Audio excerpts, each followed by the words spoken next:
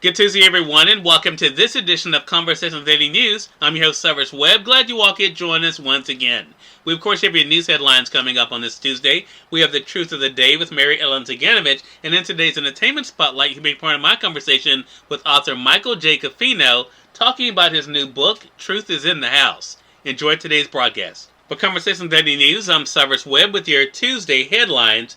In Mississippi news, 2,326 new COVID-19 cases reported in 3-day period in Mississippi.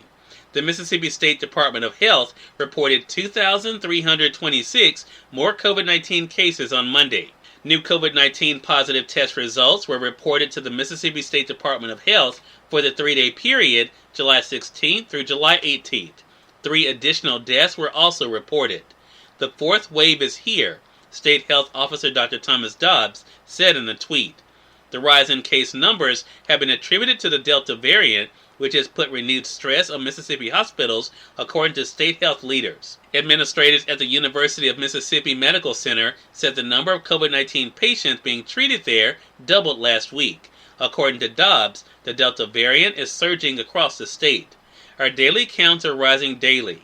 We're at the highest point than we've been in months, said Dr. Alan Jones, Associate Vice Chancellor for Clinical Affairs for the University of Mississippi Medical Center. UMMC is now getting ready to make operational adjustments in case they see an influx of new COVID-19 patients. In national news, Capitol rioter who breached Senate gets 8 months for felony.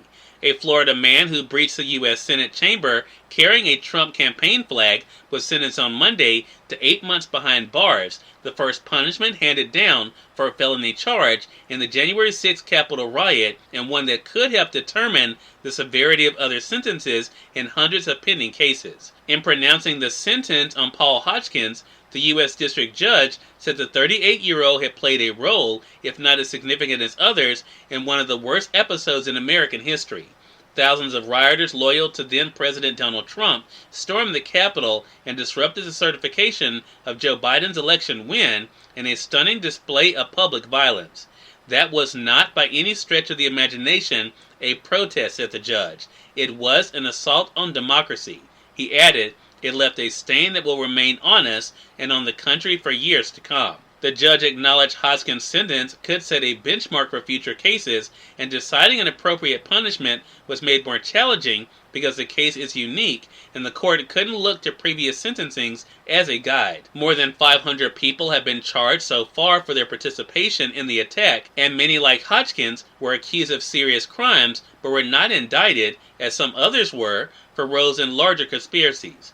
They will have to decide whether to plead guilty or go to trial. In more national news, Biden killing people remark was called for big tech to act. President Joe Biden tempered his assessment that social media giants are killing people by hosting misinformation about the COVID-19 vaccines on their platforms, saying Monday that he hoped they would not take it personally and instead would act to save lives. While companies like Facebook defend their practices and say they're helping people around the world access verified information about the shots, the White House says they haven't done enough to stop misinformation that has helped slow the pace of new vaccinations in the U.S. to a trickle. It comes as the U.S. sees a rise in virus cases and deaths among those who haven't gotten a shot in what officials call an emerging pandemic of the unvaccinated. Speaking at the White House on Monday, Biden insisted he meant precisely what he said when he said Friday of the tech giants that they're killing people.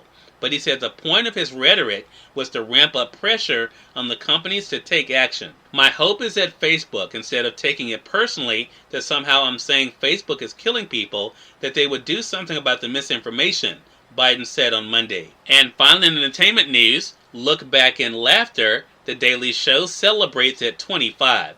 Long before there was fake news, there was a fake news show. Comedy Central's The Daily Show launched 25 years ago this month, dedicated to skewering journalism and warning viewers about how they take in their news. We became the watchdogs of the watchdog, said the co-creator Liz Winstead. Nobody had done it before, so the world was our oyster. Over the years, The Daily Show, first hosted by Craig Kilborn, then Jon Stewart, and now Trevor Noah, has skewered the left and right by making the media a character and playing it absolutely straight, no matter how ridiculous. The creators celebrated the silver milestone on Monday with a 90-minute streaming celebration that included special guests, a Q&A, and appearances from the first correspondents. The co-creators built a show that would go on to win dozens of Emmys, 2 Peabody Awards, and honors from the Writers Guild, the NAACP, and GLAAD. They established a format that proved sturdy enough to outlast various hosts. Cyrus Webb, Conversations Daily News. It's now time for the Truth of the Day with Mary Ellen Ciganovich. Mary Ellen, it's all yours. Hi, this is Mary Ellen with your Truth of the Day. Give something back to our world. A world that has given you so much should be taken care of and left with your positive footprint. Begin by seeking out opportunities to share your resources with others. Adopt a selfless approach to assist people in need. Giving in the spirit of pure generosity will enable you to focus on doing the most good with the resources available to you. Don't waste 1 ounce of your energy thinking about how your giving deeds will impact you. Devote the entirety of your energies toward accomplishing your philanthropic opportunity, as this will help you to make the most of your unique gifts, leaving our world with your positive footprint. Today, give selflessly as you find ways to positively touch the lives of many people.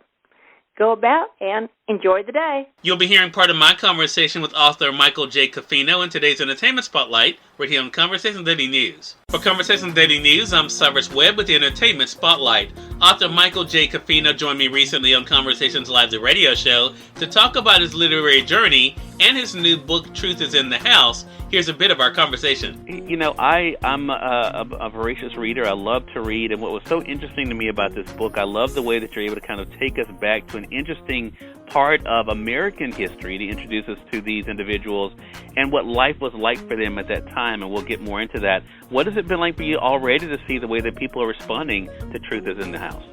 Well, that's an interesting question. I haven't gotten that question yet, but I've been pretty pleased with the reactions. I think that one thing I hadn't anticipated, which I'm really enjoying, is the friendship issue that is the subtext of this. And because, you know, at the end of the day, what I'm trying to talk about is human connection.